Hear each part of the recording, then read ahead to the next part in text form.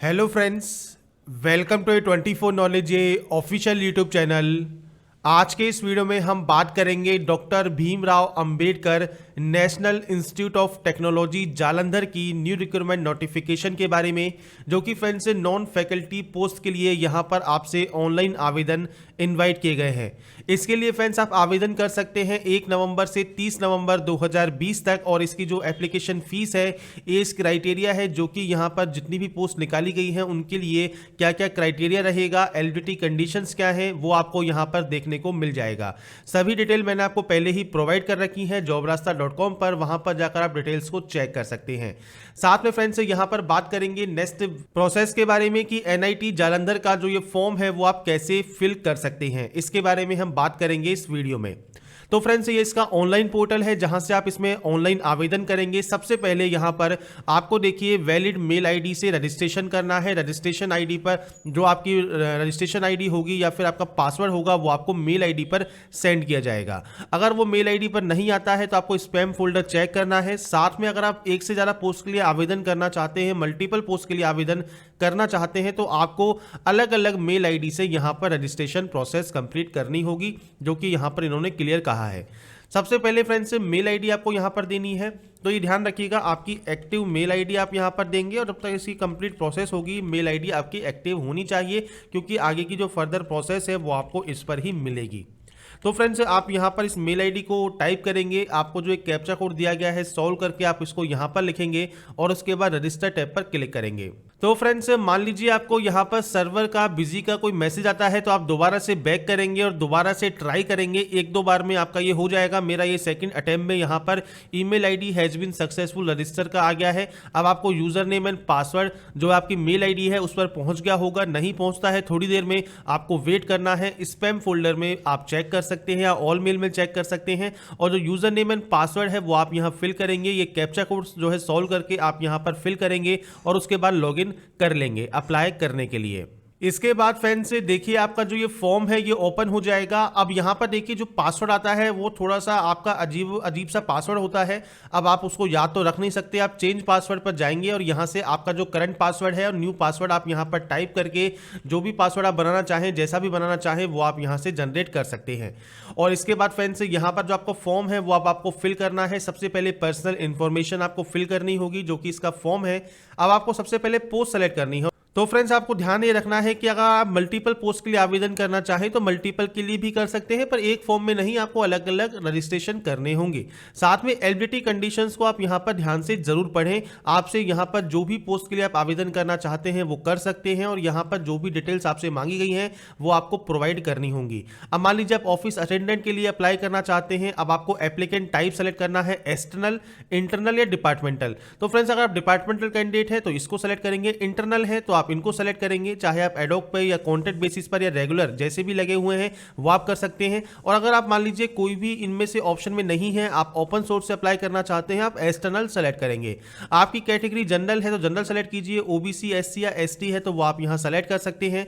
इसके बाद है पोस्ट कैटेगरी। अब फ्रेंड्स ये अलग है और ये अलग है। इसका मतलब क्या है कि जैसे मान लीजिए आपकी कैटेगरी है ओबीसी, अब यहां पर आपकी कैटेगरी ओबीसी है, पर जो पोस्ट है उसमें अगर मान लीजिए ओबीसी अवेलेबल नहीं है, आपको जनरल फिर सेलेक्ट करना होगा। अगर आपकी एससी है तो आप यहां पर एससी अगर उस पोस्ट में एप्लीकेबल नहीं है या फिर उसमें कोई वैकेंसी नहीं है तो आप जनरल सेलेक्ट करेंगे। तो आपको इस तरह से सेलेक्ट करना होगा। अगर ये अवेलेबल है आप सेम भी यहां पर सेलेक्ट कर सकते हैं। इसके बाद आपका देखिए बेसिक जानकारी आपको फिल करनी है, वो क्या क्या है। तो आपको सबसे पहले देना है आपका नाम। इसके बाद नीचे देखिए आपको देना है आपका फादर नेम।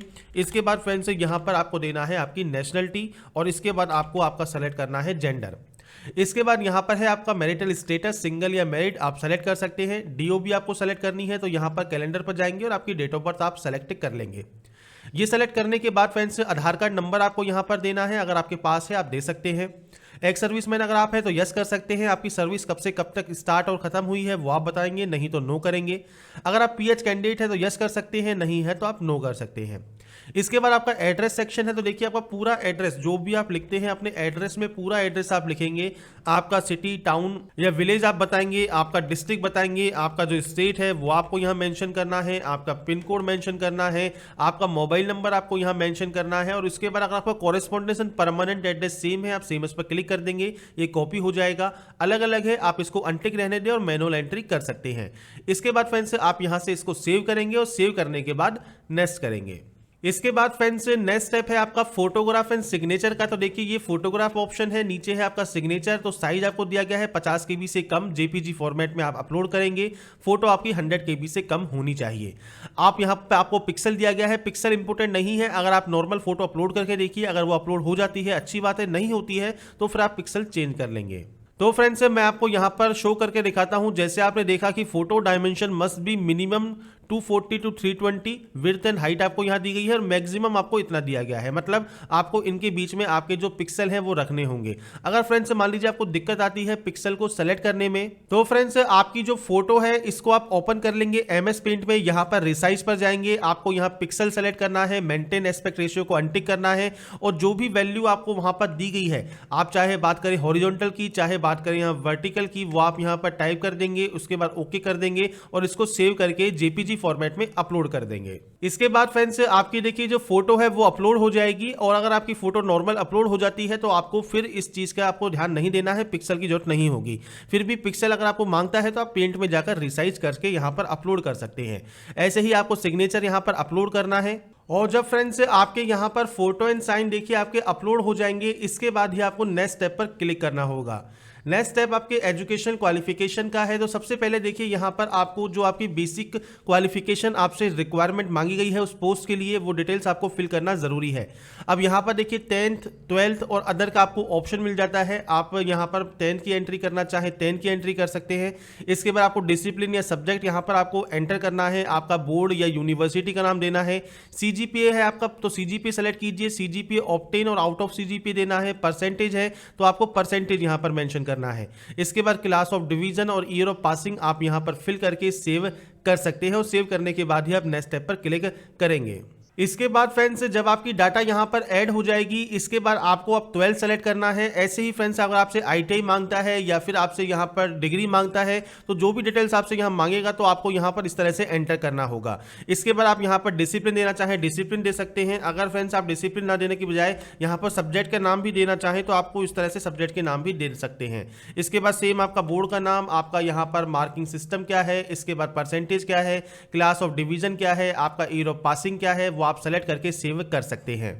इसके बाद फ्रेंड्स मान लीजिए आपने 10th एंड 12th की एंट्री कर दी। अदर में फ्रेंड्स आपके पास कोई भी अदर क्वालिफिकेशन है, मान लीजिए आपने ग्रेजुएशन कर रखी है, आप यहां पर ग्रेजुएशन की जानकारी देना चाहें तो दे सकते हैं, मैंडेटरी नहीं है, आप देना चाहें दे सकते हैं। अब इसमें आपका डिसिप्लिन का नाम आप दे सकते हैं। तो मैं आपको वो जानकारी बता रहा हूं कि आपको क्या क्या फिल्स करने होते हैं। तो फ्रेंड्स यहां पर आपकी जो भी मैंडेटरी क्वालिफिकेशन है वो फ्रेंड्स आपको फिल करना जरूरी है, जो भी आपसे मांगा गया है उस पोस्ट के लिए। तो आपको आपकी जो भी डिटेल्स है वो आपको एंटर करनी है, क्लास ऑफ डिवीजन सेलेक्ट करना है और उसके बाद यहां पर आप इसको सेव एंड नेक्स्ट करेंगे।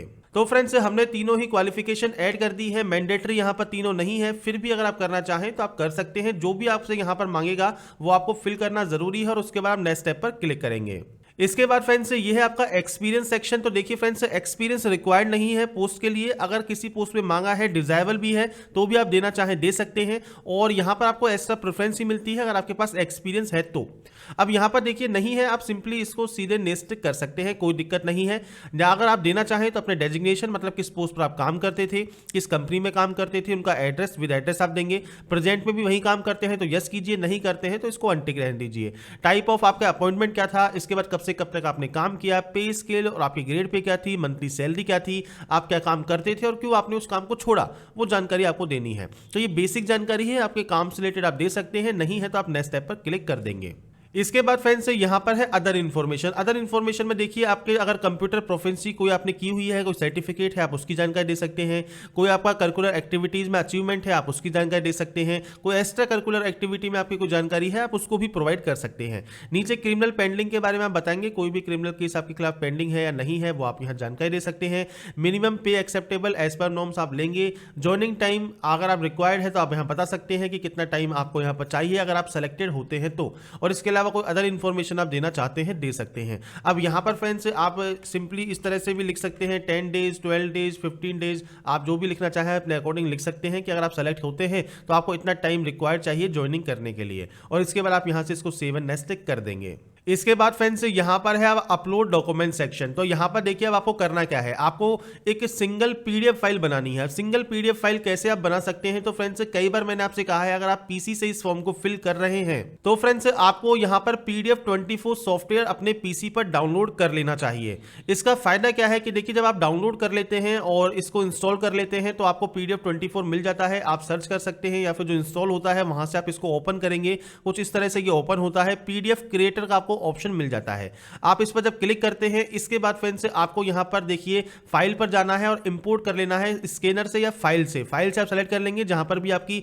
फाइल्स या फोटोज पड़ी हैं वो आप इंपोर्ट कर लेंगे। तो देखिए फ्रेंड्स मैं अभी सैंपल के तौर पर मैंने कुछ यहाँ पर फोटोज ले ली हैं, वो मैं आपको यहाँ पर देखिए सेलेक्ट कर रहा हूँ और उसके बाद मैंने इसको ओपन कर दिया। अब यहाँ पर देखिए ये आपकी ओपन हो गई। अब ये आपको अलग अलग 4 फाइल हमने ली हैं तो चारों फाइल यहाँ पर आ चुकी हैं। अब आपको करना क्या है, आपको ड्रैग करना है इस वाली फाइल को ऊपर और इसको यहाँ से कैंसिल कर देना है। इस तरह से आपको एक एक फाइल को ऊपर ड्रैग करना है और इसके बाद फ्रेंड्स आपको यहाँ पर एक ही ऑप्शन मिल जाएगा जिसमें आपकी चारों फाइल देखिए आ गई।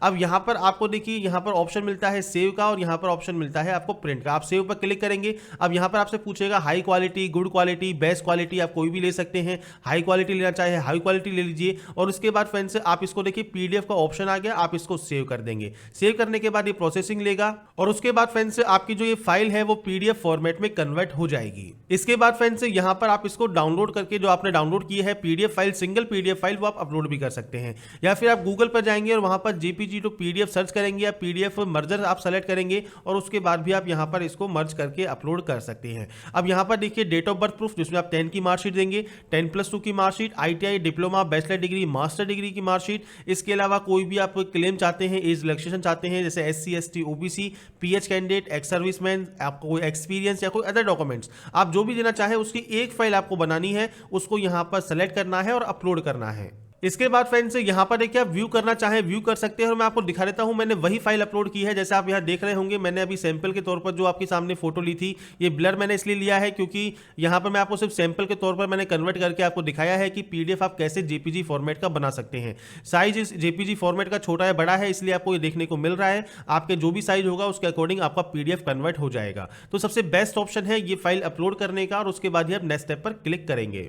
इसके बाद फ्रेंड्स आप यहां से इसको डिक्लेयर करेंगे। इसके बाद फ्रेंड्स यहां पर है कि आपने आपका latest passport size photo upload किया है, आप यहां से अपनी डिटेल्स को वेरीफाई करते हैं और यहां से सबमिट करना चाहते हैं और प्रोसीड करना चाहते हैं पेमेंट के लिए। तो आपने जो भी डिटेल फिल की है फ्रेंड्स वो चेक जरूर कर लीजिएगा सबमिट करने या फॉर्म को जो है फाइनल सबमिट करने से पहले। इसमें फ्रेंड्स अब आपका ऑप्शन मिलेगा आपको मेक पेमेंट का। अब यहां पर देखिए आपको पेमेंट कंफर्म करना है, आप क्लिक करेंगे मेक पेमेंट वाले ऑप्शन पर। इसके बाद फ्रेंड्स आपको credit card, debit card, net banking, wallet card का ऑप्शन मिल जाता है। देखिए कोशिश कीजिए तो क्रेडिट कार्ड सेलेक्ट करें, डेबिट कार्ड सेलेक्ट करें या फिर नेट बैंकिंग सेलेक्ट करें। इन तीनों ही ऑप्शन से आपको पेमेंट करना है, वॉलेट कार्ड से बचे और तीनों ही ऑप्शन की डिटेल को फिल करेंगे, मेक पेमेंट पर क्लिक करेंगे। जैसे ही पेमेंट आपका वेरीफाई होगा आप अपना फाइनल प्रिंट आउट निकालकर अपने पास से रख पाएंगे। जिसमें फ्रेंड्स आपको यहां पर देखिए जो आपका स्टेटस है वो आपको देखने को मिलेगा एप्लीकेशन सक्सेसफुली सबमिटेड। अब आप यहां से डाउनलोड एप्लीकेशन फॉर्म पर क्लिक करेंगे और आपका जो एप्लीकेशन फॉर्म है वो आप डाउनलोड कर लेंगे। अगर आपका पेमेंट वेरीफाई नहीं होता है आपको वेट करना होगा थोड़ा सा, जो कि आप एक दिन वेट कर सकते हैं और उसके बाद ही आप नेक्स्ट पेमेंट ट्राई करेंगे। फेल्ड पेमेंट आपको रिफंड कर दिया जाएगा अगर कोई भी दिक्कत आपको आती है तो यहाँ पर फ्रेंड्स जो भी प्रोसेस है NIT जालंधर की जो वैकेंसी है आपके नॉन फैकल्टी या नॉन टीचिंग पोस्ट के लिए, इसका ऑनलाइन फॉर्म आप कैसे फिल कर सकते हैं स्टेप बाय स्टेप मैंने आपको सभी डिटेल बताई है, रजिस्ट्रेशन से प्रिंट तक। और अगर आपको हमारा ये वीडियो पसंद आया है तो आप friends like, subscribe and share जरूर करिएगा और साथ में आप jobrasta.com पर विजिट कर सकते हैं सभी जानकारी के लिए। तो फ्रेंड्स ऐसे ही बने रहिए हमारे साथ और अगर आप ऐसे ही लेटेस्ट अपडेट चाहते हैं तो फ्रेंड्स A24 नॉलेज को सब्सक्राइब करना बिल्कुल भी ना भूलिएगा। तो फ्रेंड्स फिर मिलेंगे new video new job recruitment के साथ and last thanks for watching.